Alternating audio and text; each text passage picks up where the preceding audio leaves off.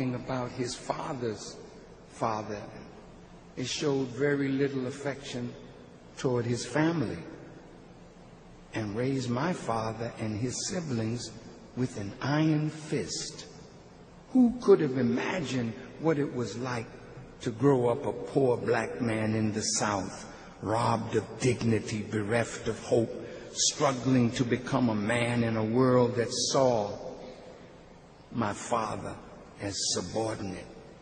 I was the first black artist to be played on MTV, and I remember how big a deal it was even then, and that was in the 80s. My father moved to Indiana and had a large family of his own, working long hours in the steel mills, work that kills the lungs and humbles the spirit, all to support his family. Is it any wonder that he found it difficult to expose his feelings? Is it any mystery that he hardened his heart, that he raised the emotional ramparts? And most of all, is it any wonder why he pushed his sons so hard to succeed as performers so that they could be saved from what he knew to be a life of indignity and poverty?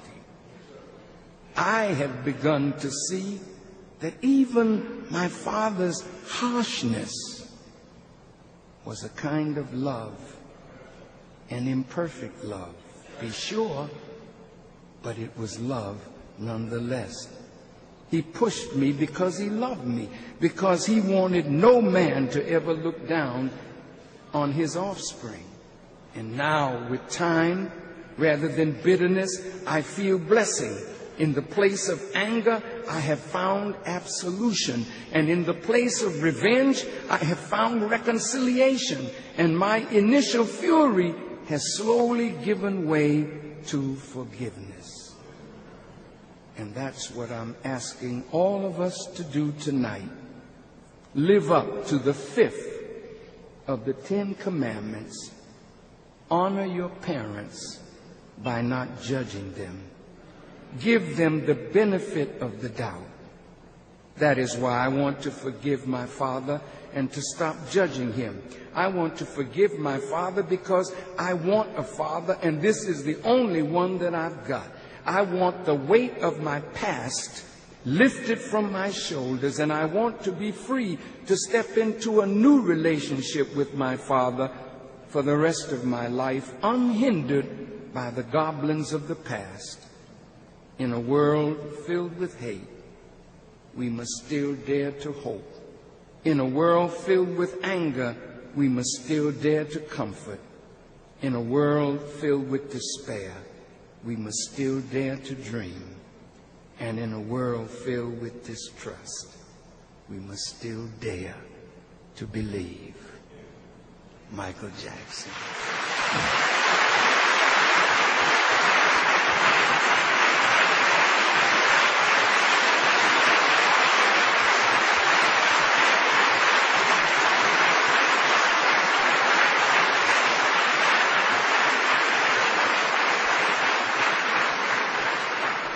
I'm almost finished. Can you be patient with me a little bit?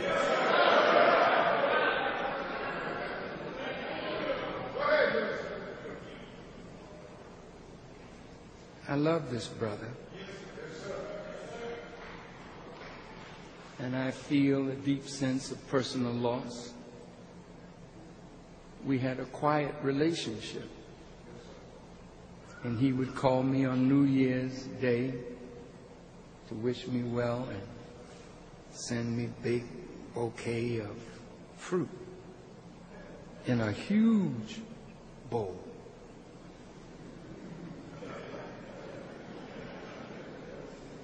And when we would close, I would say, "I love you, Michael." He said, "I love you more." And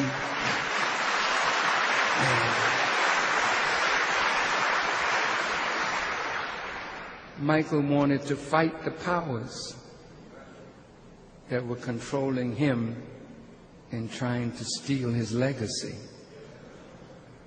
Michael was a wise young man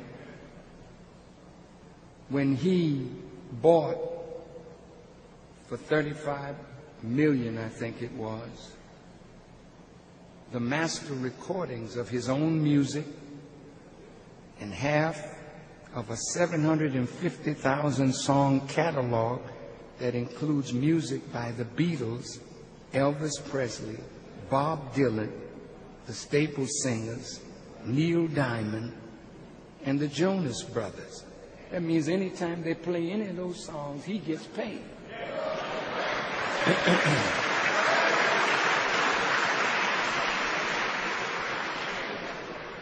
That catalog that he had is worth more than $1 billion.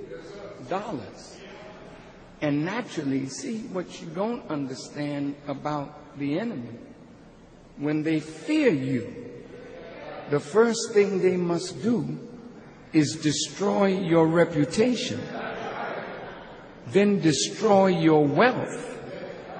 And if you're still alive, we can have him then. Because he's no more, has no more money. He's a broken man. You can have him now. Look, Michael owned Little Richard's catalog. And according to our great brother Dick Gregory,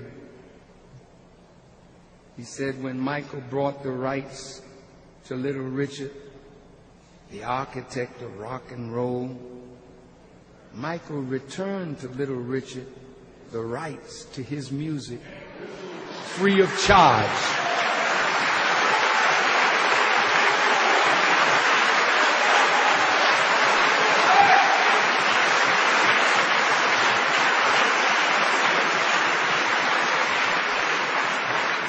Now, I would like to tell you about Michael Jackson's money. See, knowing something about him just before he died, his final concert tour called This Is It. If you watch the short video of his talk and then what he was singing, Michael said, "This is it." This was to be the end for him as a performer. Michael has written over 200 songs that have never been recorded. Michael, I watched him, you know, and the wise of the enemy, they watch him too. Michael said, "This is it."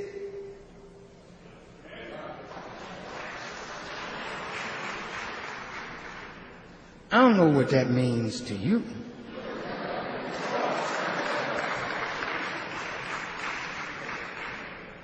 But I know what it meant to me. And the enemy watching knows what it meant too. When he raised his fist, see, what you don't know, Michael is a warrior.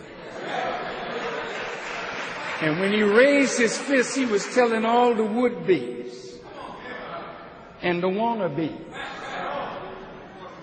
my crown is like Michael Jordan's jersey. Nobody can wear my number when I finish. You hang it up. You put my crown on the shelf because it's the unreachable star. It's the unattainable goal. But I'm going to show the world that I am Michael Jackson and I'm fighting for my legacy. This is it.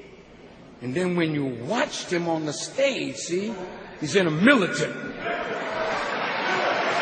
Looked like an FOI, you know.